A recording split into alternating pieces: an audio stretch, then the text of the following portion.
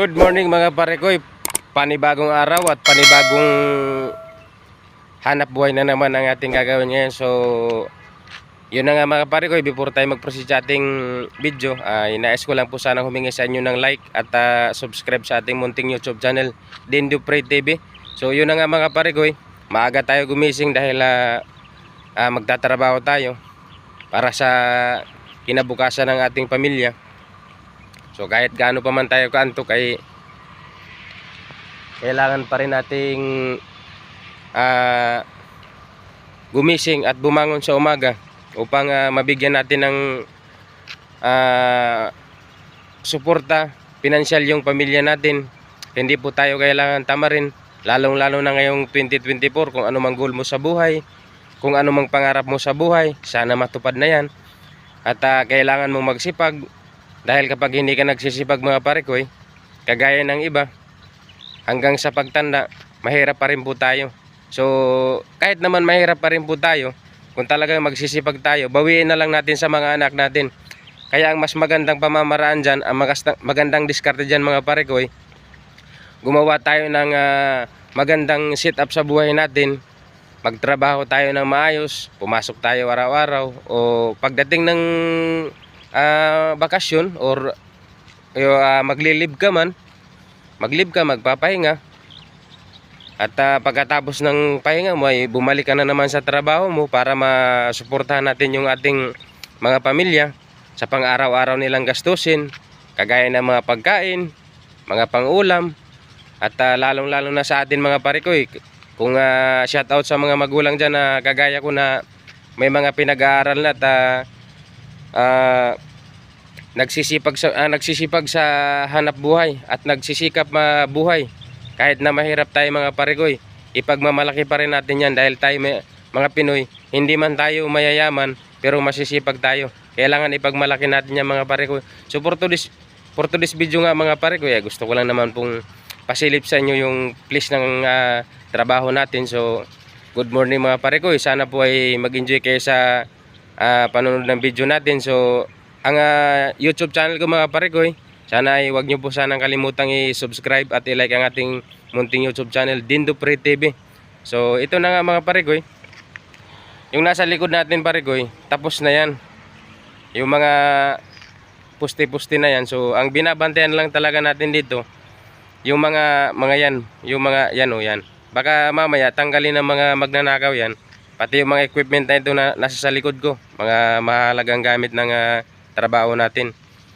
So kagaya niyan, may mga bakal-bakal pa dyan sa likod, yung mga retaso, at yung mga box-box na yun, mga ano pa rin yan, mga yung ginagamit sa pinagkakabitan ng wire.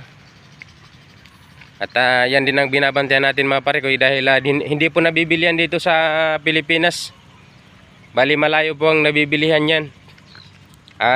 Siguro hindi ko rin alam kung saan nabibilihan, basta ang pagkakaalam ko hindi nabibilihan dito sa Pilipinas. Kaya ang halaga ng mga gamit na yan talagang mamahalin.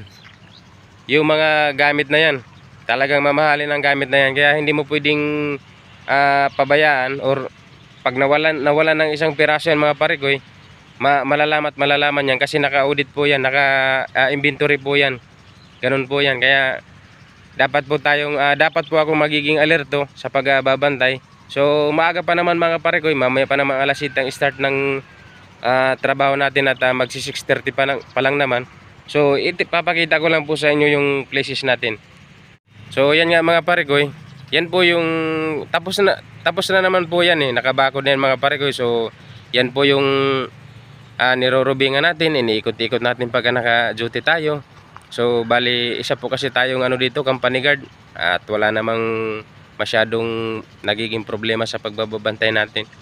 Kailangan lang natin may secured yung mga mahalagang gamit ng company natin, yung mga lalong-lalo na yung mga ganito mga pare ko, yung mga ganyan. Importante po yan mga pare ko, dahil kapag nawalan po ng isang piraso yan, malalaman po nila agad yan. Yan po yung mga, ito po yung mga pare ko, yung ginagamit sa wire, yung pagiging yung parang siya, yung parang guide na hindi magdikit yung wire. Yan po yung mga pare ko. So ito isang damakbak na lubid po yung nani dito. So bali patapos na naman po yung trabaho kaya naka-stack na lang yung mga yan dyan. O yan na lang po binabantayan natin para antayin natin kung kailan ang lipatan dyan. So ito mga pare ko mga ano din to, mga wire din, kaso ginagamit na lang ito sa ano sa mga paghila-hila. Hindi ko alam kung anong ginagamitan ng mga yan. Ito mga pare ko yung mga importanteng gamit yan. Hindi pa po nagagalaw yan. Naka-box pa po lahat yan. Hindi pa po nabubuksan yan dahil sobra na naman po yan. So bali gagamitin yan dun sa kabila sa bagong takeover. So yun mga pare ko, marami-rami pa rin. Ito mga retasong bakal. So medyo kampante naman ako dito sa binabantayan ko mga pare ko dahil wala namang mga magnanakaw na pumapasok dito dahil mga tao dito mababait. Puro kasi masisipag. So kung mapapansin niyo yan, yung mga maisan yan mga pare ko. Hanggang dun sa likod, palayan. Yun dun sa likod, palayan. At saka maisan. Yan kapag kanaanin na yan, na-harvest na nila yan, papalitan na naman nila ng palay yung mga mais na yan. Ganyan po sila kasipag dito. Kaya aware po ako na walang pumapasok dito ng mga magnanakaw dahil yung mga tao dito mga pare ko hindi po nila ugali yung mangialam ng gamit ng hindi sa kanila. Bagkus nagtatrabaho sila ng maigi para mabuhay nila yung mga pamilya nila. Kaya salute ako sa mga taga rito sa sa Bata na kumakayod ng talagang buhay pamilya, kumakayod ng marangal.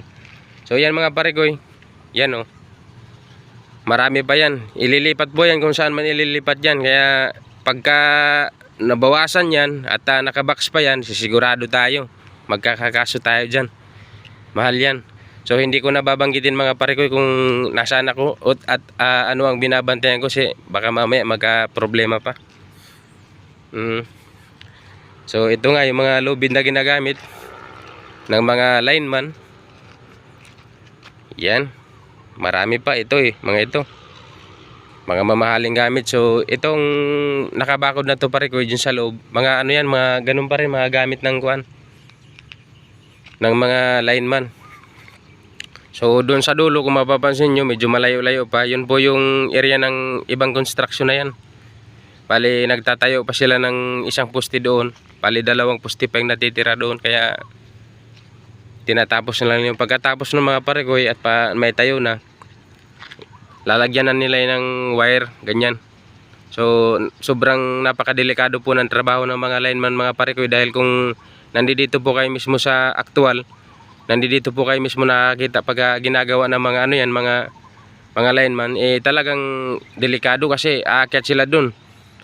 Mas iba po yung sa construction mga pare ko dahil medyo hindi naman yun masyadong critical kung talagang nag-iingat ka. Dito talaga pare ko, doble talagang pag-iingat ng mga lineman dahil kapag nagkamali sila dyan, pwede sila malaglag at walang pwedeng sumalo sa kanila dyan. Mataas-taas din yan pare ko, kung mapapansin nyo, mataas yung mga poste na yan. Yan yung aakyatin nila yan, yung dulo-dulo na yan, hanggang doon sa dulo na yun, kakabitan nila ng mga wire yan. So ganun po kahirap ang trabaho ng mga lineman. So ito, kinalawang na yung pison dahil naka-stack na, wala na namang gagawin, inaantay na lang yung paglilipat. So yun nga mga pare ko, pinakita ko lang naman sa inyo yung trabaho natin, ano mang pinagkakakuhanan natin ng kinikita sa araw-araw. So kailangan po talaga natin magsipag, gumising ng maaga, labanan yung antok, labanan yung nararamdamang katam para masuportahan natin na maayos yung pamilya natin. So hanggang dito lang muna mga pare ko at magpiprepare na muna ako, mag-almusal muna ako, wala pa akong almusal para just in case na dumating na yung mga ilan-ilan nating trabante, naka-prepare na tayo. So maraming salamat mga pare ko sa panonood at sana nag-enjoy po kayo sa mga susunod ko pang mga video mga pare ko at wag po kayong mag-alala, unti-untiin ko po pag-improve yung mga video na ginagawa natin. So sa ngayon, medyo nag-ano pa ako, nangangapa pa ako mga pare ko dahil bago pa lang naman po ako. At sana po ay huwag niyo po sanang kalimutang suportahan ng aking munting YouTube channel. Humihingi lang naman po ako sa inyo ng like at saka pag-subscribe sa ating munting YouTube channel, Dindo Free TV. So maraming mga salamat mga pare ko. Mabuhay po kayong lahat dyan sa kung saan man kayong dako ng Pilipinas naroon, at ingat-ingat po kayo palagi sa mga kanya-kanya yung trabaho. So sa susunod ulit mga pare ko, cheers!